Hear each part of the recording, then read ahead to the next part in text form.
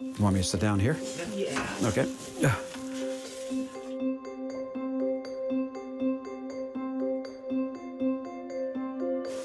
Tell me which way you want me to go. This way, that way? You guys ready?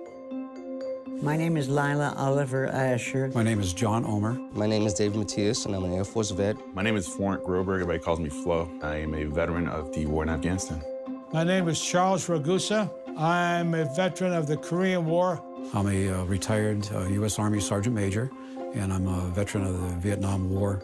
I enlisted in 1981. I'd grown up in South Bronx, and for many people, the end of their lives are revolved around New York City. Nobody ever gets out, so I just thought maybe I'd get out and try something different. I started volunteering in 1942 for the USO as a sketch artist. It was important that the soldiers' spirits were kept up. The USO really realized that not only was it valuable for the guy to have a portrait of himself, but it was also psychologically useful for them to have somebody to pay attention to them and to talk to them for the half hour it took to do the drawing. I was drafted. Due to the fact that I'm, I think, a loyal American, I had 3 brothers that served, I thought I'm going too. I enlisted right out of high school. My uncle was an Army recruiter, so I walked off that stage and he had me in the back of his sedan, headed for Cleveland. It was so fast I remember. Any young female who was not awfully unattractive or plain ugly was so welcomed, and the boys made such a wonderful fuss over my being there. During the Gulf War, I was over in Italy, and we were supporting Operation Southern Watch. We knew, even though we couldn't be deployed over there, that we were still supporting the men and women out there. I had received orders for a place called South Vietnam. I had no clue where South Vietnam was. As a matter of fact, I couldn't even spell it. My first impression when I got on the ground was just surreal.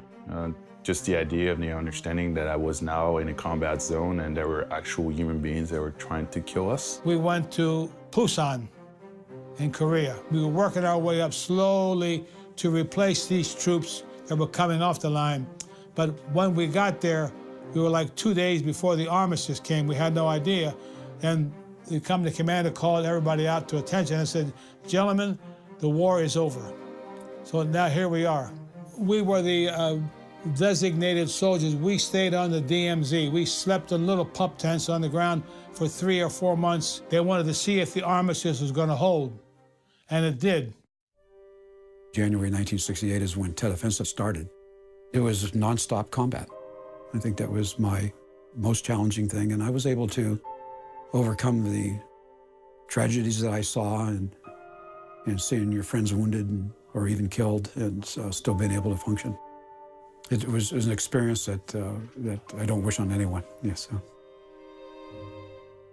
I was running a personal security detail, and we were just going to a security meeting in Sadabad, Kunar province, when we were targeted by 2 suicide bombers. And, identify the first suicide bomber, maneuver from my position towards him, yelled at him, hit him, grabbed him, realized he had a vest on, suicide vest on, just try to get him away as fast as possible from everybody else. And he detonated at my feet, and he killed 4 of my friends and 4 incredible individuals: Command Sergeant Major Griffin, Major Gray, Major Kennedy, and Reggie Abdel Fattah.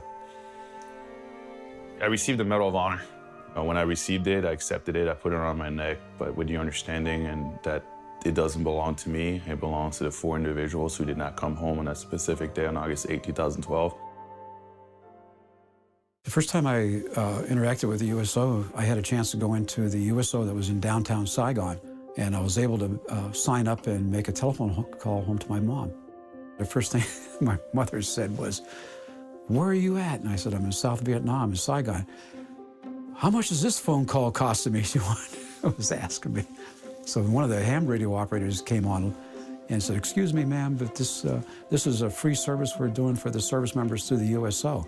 The USO gives you a break. One evening, the company commanders told us, "Tomorrow morning, get ready, have your bags packed, we're going on a hike." It was a long hike.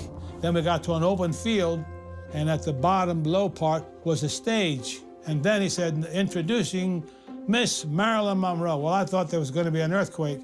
And she come out, and these 2 to 3-star generals tripping over the stage with that big camera, the lights. She sang and danced.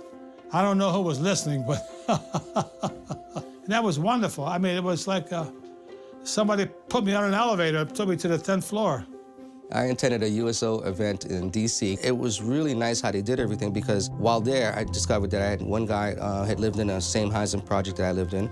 Another guy had went to a school that I had went to also. Even though the military is one family, it became even closer. And I think I have to definitely thank the USO for that.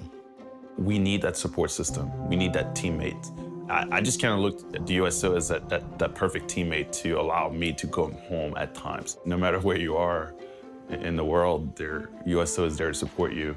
It's pretty special. I started volunteering for the USO in November of 2012. Take me out of uniform, but you can't take the soldier out of me. You know, so I love being around these soldiers. I love being able to help them, answer questions for them, or even just sitting there listening to them. And I see myself in them, and that's why I'm here. The 75th anniversary of the USO is wonderful. I think that it's the continuation of something that was answered a need wonderfully in World War II, and it's wonderful to know that they're still answering the need of those soldiers who need that service. I hope they have another 75 after this. They do a really good job for us. I mean, I think sometimes it's like a home away from home, and it helps us stay together. Just keep doing what you're doing. Don't change a thing. To you nice people in the USO, I love you very much, and please don't change a thing.